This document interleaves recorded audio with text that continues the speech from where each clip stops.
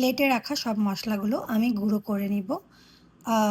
চীনা বাদাম আছে, পোস্তদানা আছে, জয়ফল, জয়িত্রী, ক্যাশু বাদাম, সাদা গোলমরিচ গুঁড়ো, এলাচি।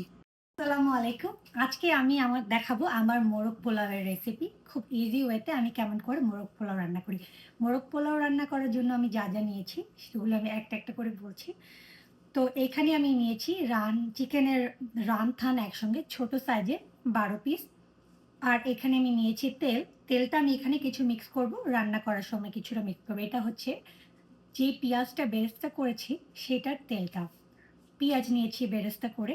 এখানে ১.৫ টা পেঁয়াজ বেরেস্তা করা আছে। এখানে পেঁয়াজ বাটা, টক দই, লবণ, তরল দুধ, জিরা বাটা, জিরা গুঁড়া যেটা প্যাকেটে পাওয়া যায়, আদা রসুন বাটা। আর প্লেটে রাখা যে মসলাগুলো দেখালাম এটা হচ্ছে সেই মসলাটা। কাঁচা মরিচ, কেওড়ার জল, চিনি, লাল মরিচ গুঁড়ো, কেচাপ, ঘি। এইখানে হচ্ছে আস্ত মসল্লা যেটা আমি এখন দিব এটার সঙ্গে মেরিনেট করার সময়। এখানে শাহজিরা, এটার মধ্যে কাবাব চিনি, গুঁড়ো দুধ আর কিশমিশ। আর এটা হচ্ছে কিশমিশ। তো আমি একটা একটা করে দেখাবো আমি কিভাবে কি করছি।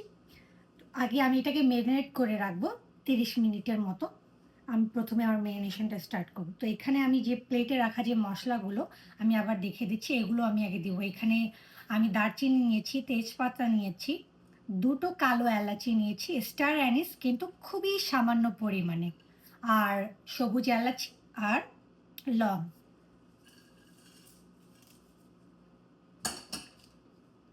ঘি, টমেটো কেচাপ, পেঁয়াজ বেরেস্তা,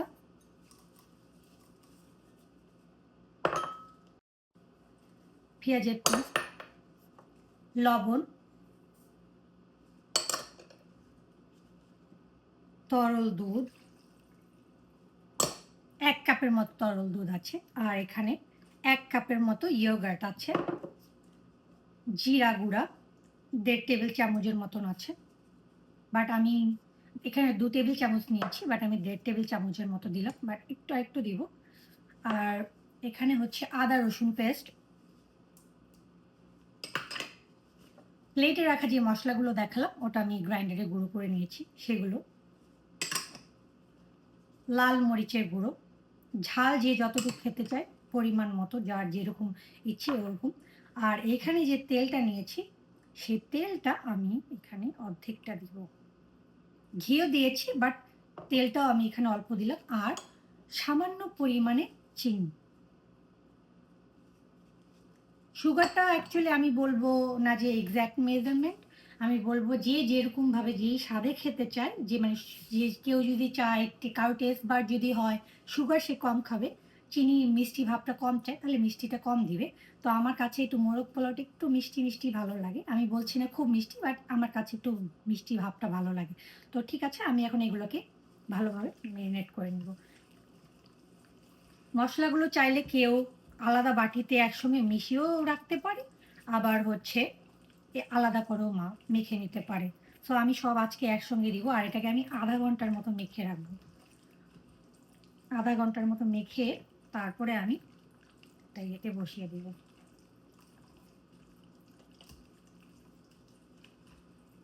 তরল দুধটা কেউ যদি না দিতে চায় কেউ পাউডার দুধ দিতে পারে। পাউডার মিল্ক দিয়ে সে চাইলে এরকমভাবে দিতে পারে। আমি যার থেকে এটা শিখেছিলাম তো সেইভাবেই বলেছিল। তো আমি এক্স্যাক্টলি তার যেভাবে বলা ছিল আমি ওটাই ফলো করছি।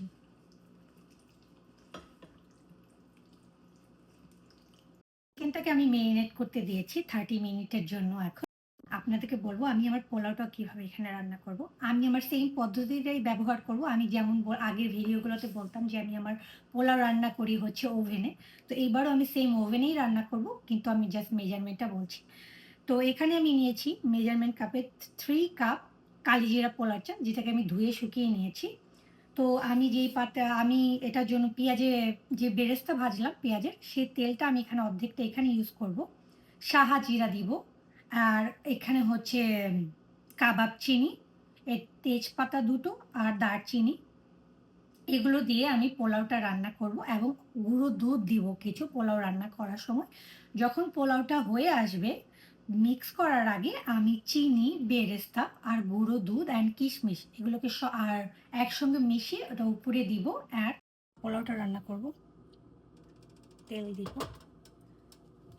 তেলটার মধ্যে আমি আমার শাহজিরা, তেজপাতা, দারচিনি দিয়ে হালকা একটু ভেজে দেন আমি আমার কাবাব চিনি দিব।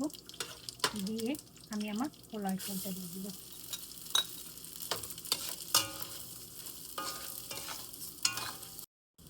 পোলাওর মধ্যে আমি একটু লবণ দিয়ে দিব।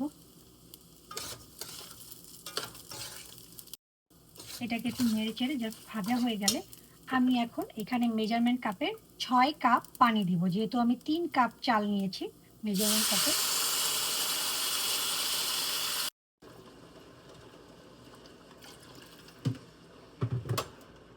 এখানটায় আমি পুরো 6 কাপ পানি দিলাম। আর এখানে আমি দিয়ে দিব আমার অর্ধেকটা গুঁড়ো দুধ।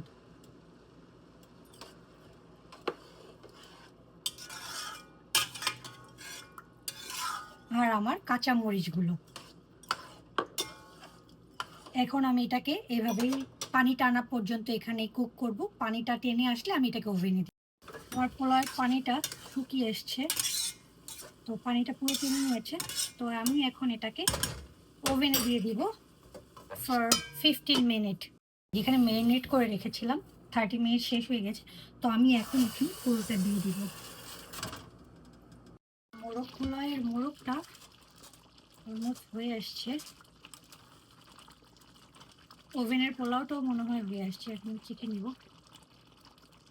স্বাদ, লবণ সব কিছু ঠিক আছে একদম।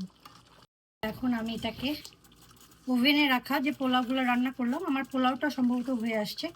তা একদম একদম একটা একটা করে এখন মিক্স করে নিব। আমি এখন এটাকে সাইডে রাখবো। রেখে আমার পোলাও যে রান্না করছে ওভেনে ওটা দেখবো।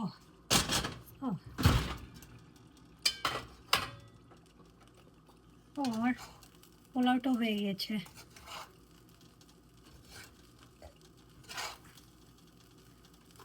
একটা পোলাও এই বাটিটাতে এই বলে উঠিয়ে নিব। পোলাওটাকে অর্ধেক করে নিয়েছি আমি। অর্ধেকটা এই পাতিলাতে রেখেছি, অর্ধেকটা বাটিটাতে রেখেছি। তো আমাকে এখন যা করতে হবে, পেঁয়াজ সর্বশেষ স্টেপ। আমরা যে পেঁয়াজ ভাজাগুলো নিয়েছিলাম সেই পেঁয়াজ ভাজাগুলো গুঁড়ো দুধ, কিশমিশ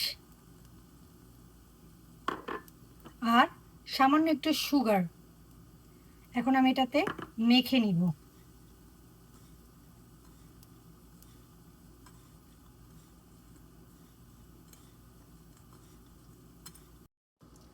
যে মোরগটা আছে ওটা আমি একটা একটা করে দিব এখানে।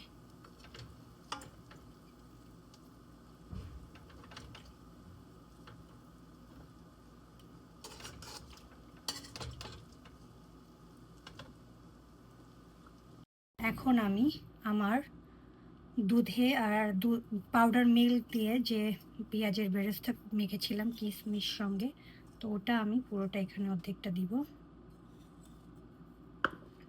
আর কিছুটা ঘি দিব এখানে।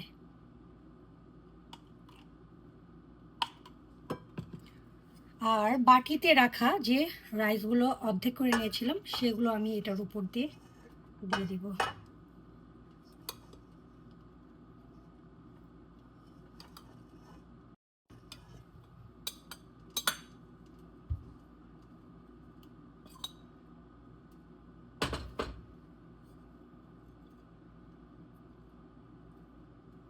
যে কেওড়ার জলটা ছিল ওটা আমি পুরোটা এইভাবে দিয়ে দিব।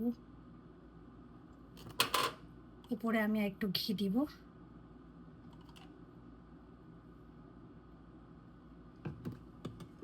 আর বাকি পেঁয়াজের বেরেস্তা আর দুধের মিশ্রণটা দিয়ে দিব। এখন এমন হয়েছে দেখতে। আমি এখন এটাকে ঢেকে আবার 15 মিনিটের জন্য আমার ওভেনে দমে দিব। ওকে, আমার মোরগ পোলাও রান্না হয়ে গেছে। এখন দেখি কেমন হয়েছে দেখতে।